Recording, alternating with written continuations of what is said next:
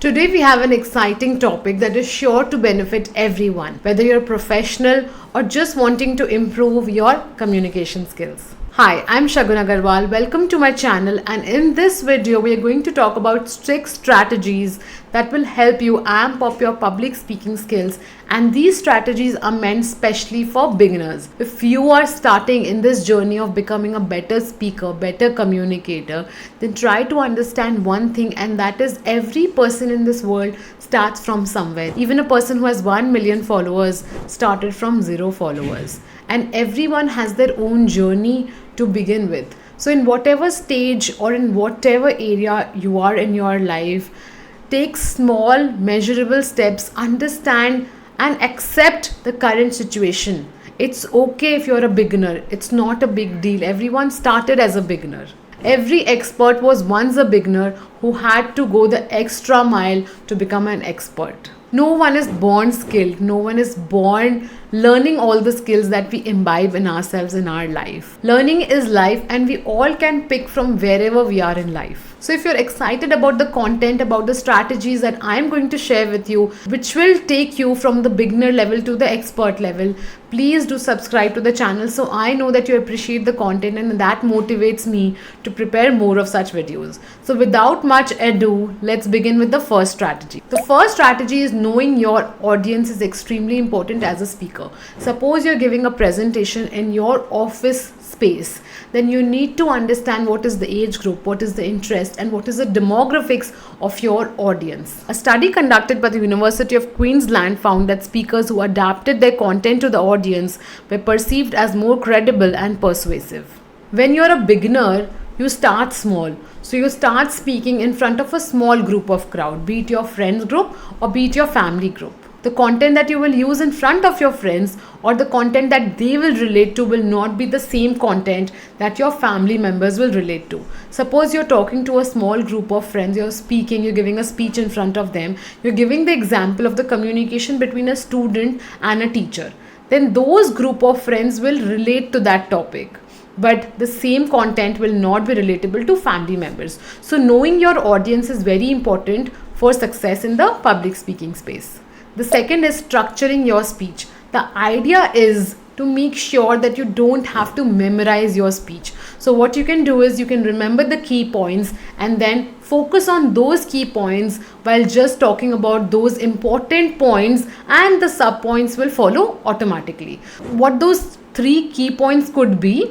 It could be the introduction, the body, and the conclusion. So when we are structuring our speech into different segments, it could be these 3 segments or anything else which you want to. When we are structuring them into important points and segments, it becomes easier to understand and comprehend the entire speech. A study published in the Journal of Memory and Language found that structured speeches were better retained by the audience compared to unstructured ones. Especially as a beginner, it's important to structure because you already have nervousness in place. You already don't feel as confident as an expert.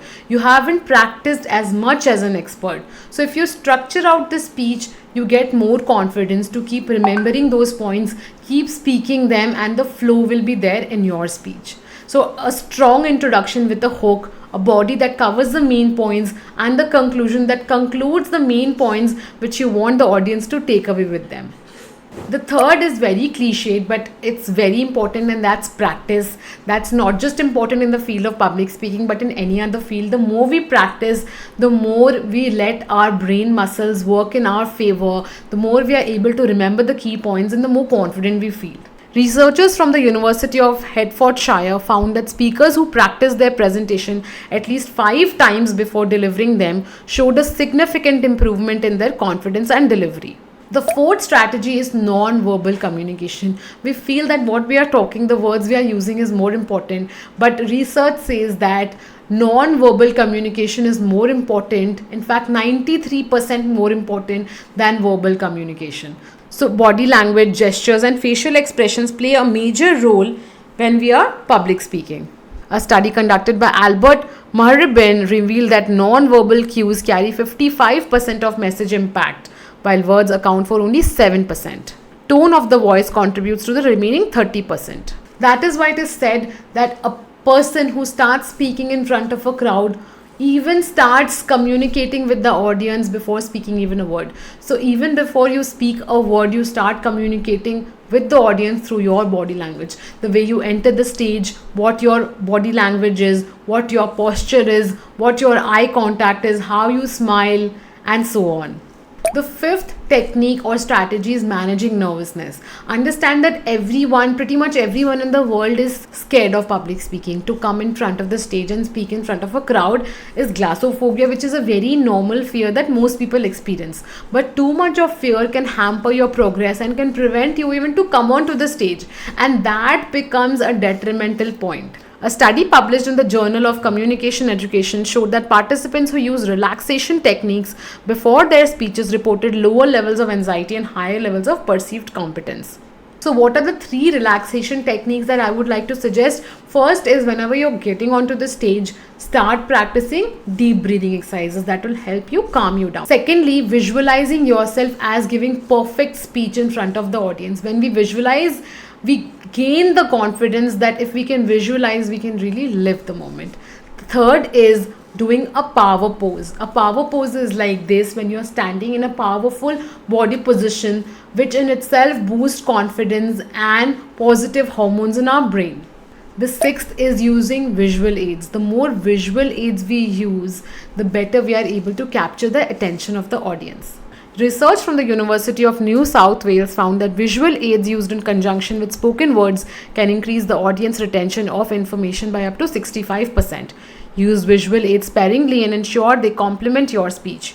Keep them simple, uncluttered, and easy to use. After you've decided your visual aids, practice along with them because they're a crucial part in your presentation. Public speaking is an incredible skill that can propel your success in personal and professional life. I hope you liked these 6 strategies, and if you did, please do hit the like, share, comment and subscribe button so I know that you liked it and I can prepare more of such videos. If you have anything to share about your public speaking journey, or if you feel you're a beginner or want to share your experience, please do let me know in the comment section. Thank you so much for watching my video.